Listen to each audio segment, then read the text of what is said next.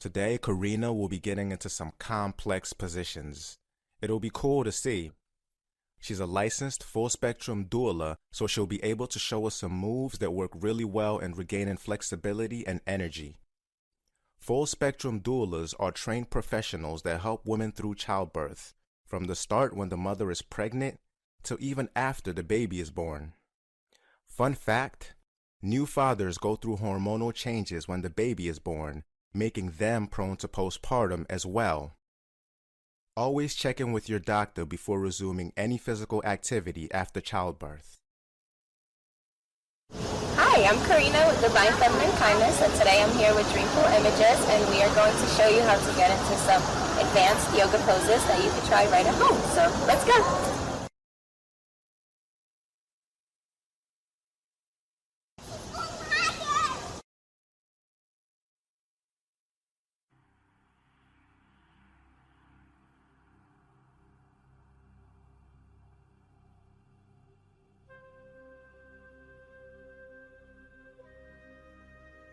You're probably already familiar with the lotus position, so we won't go into detail for this one, but we'll acknowledge that it helps greatly when learning to channel your breathing for meditation. So Karina is going to show us a mix of moderate and complex positions. Some of these positions can be really tough to get into, so always exercise caution if you attempt.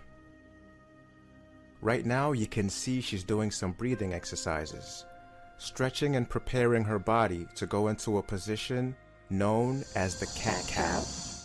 The cat-cow is a two-step process that helps with focus and balance.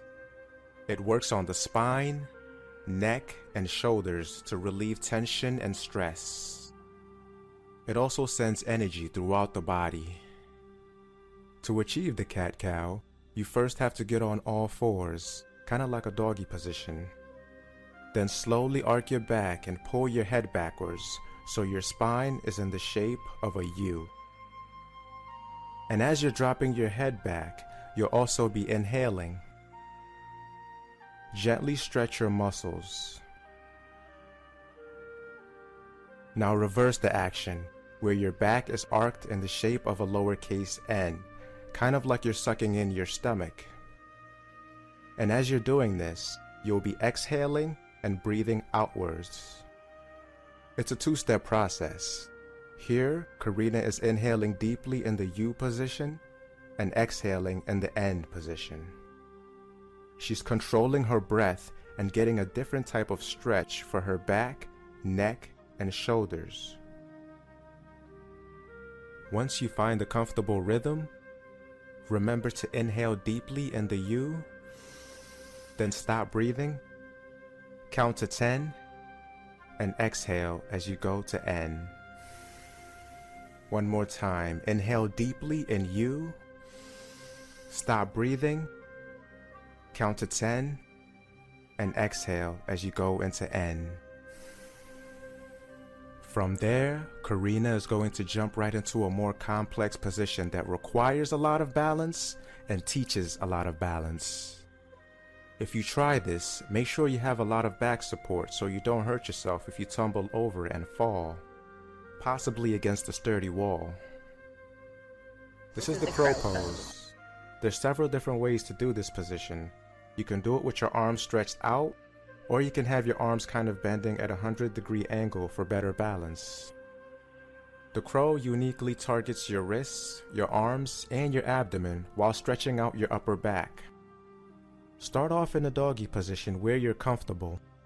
Then lean forward and sort of rest both of your knees on your elbows, leaving your legs suspended in the air. The center of your knees won't be perfectly aligned to the center of your elbows, but you'll be using your elbows to hold up the weight of your knees in this position. You should feel your arms holding up the weight of your entire body, sort of like you're doing a push-up. It's generally easier to accomplish when your arms are slightly bended. Also, in this position, it's very easy to tumble over, so please proceed with caution. Once you're able to hold your body in this position, gently inhale, then stop breathing, count to 10, and exhale. Now here's where it gets really difficult. This is called a headstand. New mothers will definitely need express permission from their doctor before trying this one, and I'd highly recommend doing it against the wall, but it works wonders for your core, increases blood flow to give you a burst of energy, dramatically strengthens your stability, and improves digestion. The best way to get into this one is to again start on all fours and drop your head down completely flat on the ground so your eyes are looking at your knees. Then invert your body upside down using your head as the main support system. Add your arms for more stability. Your arms should be bended at an almost 90-degree angle to give you the best support. Stretch out your legs so your body is almost completely stiff, like a wooden board. Hold this position. Once you're able to maintain balance, gently inhale, then stop breathing, count to 10, and carefully exhale. Being inverted upside down for too long isn't good for your brain, so don't spend too much time in the headstand. Karina drops her body down and rests in the next position. This particular position isn't as complex as the others, but it requires a great deal of flexibility. This one is known as the child's pose. The child's pose is designed to stretch out the hips, thighs, and ankles. It's an efficient way to relax and rest the body while you stretch.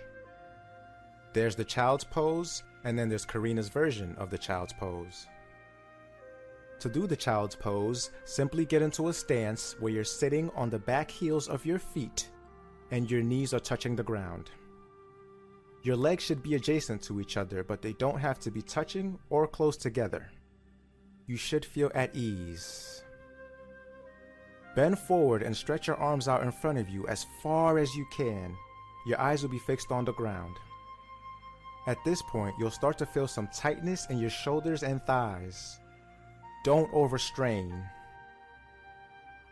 Relax your mind and inhale.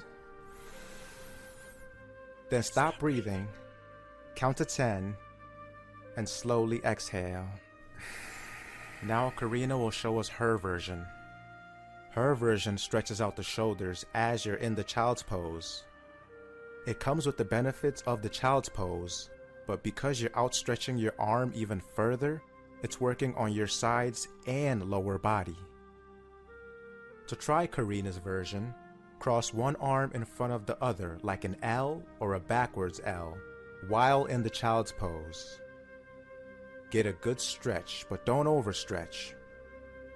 When it feels right, inhale, then stop breathing, count to 10, and slowly exhale. Remember to get both sides.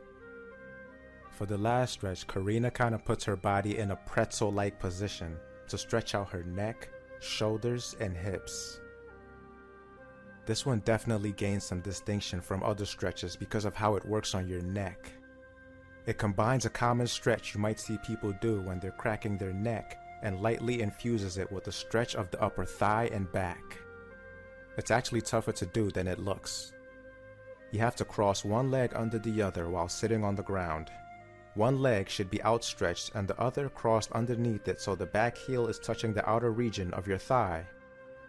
Then prop the straightened leg up till your feet are completely flat on the ground and your elbows can easily rest on your knees. Twist your neck and body so you're looking in the same direction as the soles of your crossed feet and use the hand closest to your knee to block your body from twisting back into its normal position. Continue gently twisting your body and neck till you feel you're getting those muscles in your lower back and sides and you can feel them lightly tightening and loosening up. Your neck should be feeling the stretch too, but it's important not to strain. You can then inhale, stop breathing, count to 10,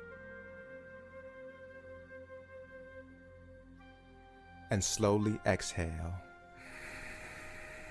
That about wraps it up. Some quick and complex stretches you can do right on the ground to loosen things up and give your body a boost in stamina, energy, and fluidity. I love it, man. Come on, mad dope. Excited.